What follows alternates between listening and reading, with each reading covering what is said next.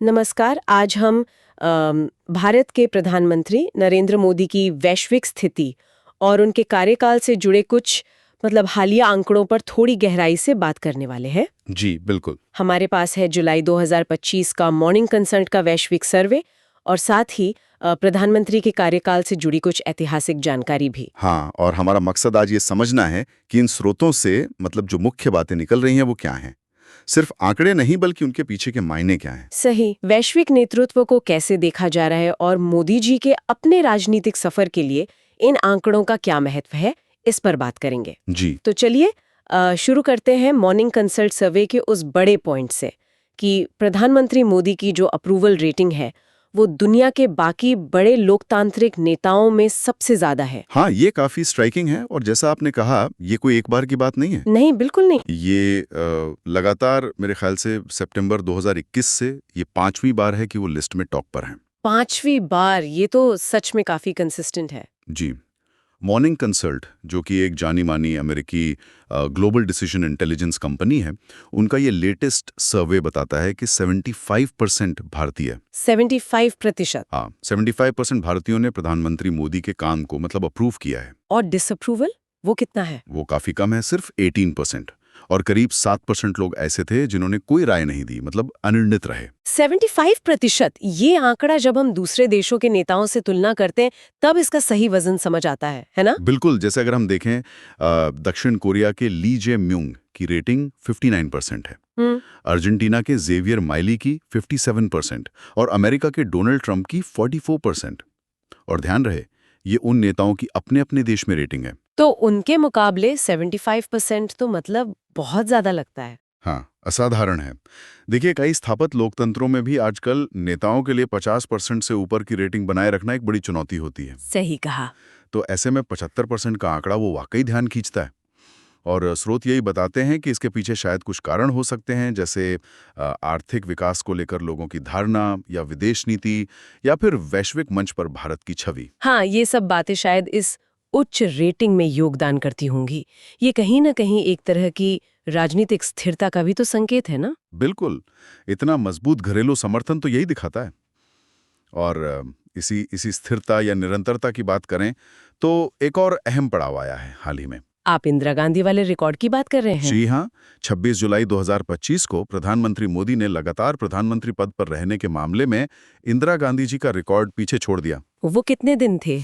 इंदिरा जी के 4077 दिन थे लगातार, और 26 जुलाई को मोदी जी के 4078 दिन हो गए। अच्छा। तो इसके साथ ही वो अब जवाहरलाल नेहरू जी के बाद भारत के दूसरे सबसे लंबे समय तक लगातार सेवा करने वाले प्रधानमंत्री बन गए हैं। ये भी एक बड़ा ऐतिहासिक मील का पत्थर है। निश्चित रूप से। ये सिर्फ दिनों की गिनती नहीं है, ये भारतीय राजनीति में एक खास तरह की, क्या कहते हैं, निरंतरता को दिखाता है। तो क्या हम इन दोनों चीजों को जोड़ सकते हैं? ये हाई अप्रूवल रेटिंग और ये लगातार लंबा कार्यकाल, क्या इनमें कोई कनेक्शन दिखता है? संभव है। देखिए, एक तरफ तो इतनी हाई और स्थिर रेटिंग वो जाहिर तौर पर किसी भी नेता को लंबे समय तक टिके रहने में मदद करती है। हाँ, वो तो है। ये दिखाता है कि भाई वोटरों का एक बड़ा तबका आपके नेतृत्व पर भरोसा कर रहा है। और दूसरी तरफ जब कार्यकाल लंबा होता है तो नीतियों को लागू करने का, अपनी छाप छोड़ने का ज्यादा मौका मिलता है। बिल्कुल, और शायद वो फिर से घूम फिर कर हाई रेटिंग में मदद करता हो। स्रोत सीधे तौर पर ऐसा नहीं कहते कि एक चीज दूसरे का कारण है, लेकिन वो इन चीजों को, जैसे अर्थव्यवस्था, डिप्लोमेसी, राष्ट्रीय छवि, इस लगातार समर्थन से जोड़ते जरूर हैं। और ये सर्वे होता कैसे है? मॉर्निंग कंसल्ट ये आंकड़े कैसे जमा करता है? अच्छा सवाल है। ये लोग साप्ताहिक ट्रैकिंग करते हैं। हर हफ्ते? जी, हर हफ्ते। रोलिंग 7 दिवसीय सर्वे होता है इनका, डेटा लगातार अपडेट होता रहता है।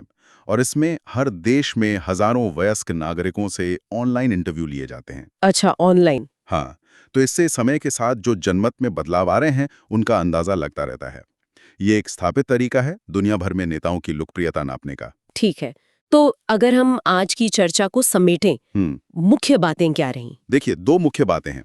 एक तो प्रधानमंत्री मोदी की 75% की घरेलू अप्रूवल रेटिंग, जो मॉर्निंग कंसल्ट सर्वे में उन्हें दुनिया के बड़े लोकतांत्रिक नेताओं में सबसे ऊपर रखती हैं। और दूसरा, उनका भारत के दूसरे सबसे लंबे समय तक लगातार सेवा करने वाले प्रधानमंत्री बनने का ऐतिहासिक पड़ाव। हाँ, ये दोनों ही खबरें अपने आप में काफी महत्वपूर्ण हैं। जी।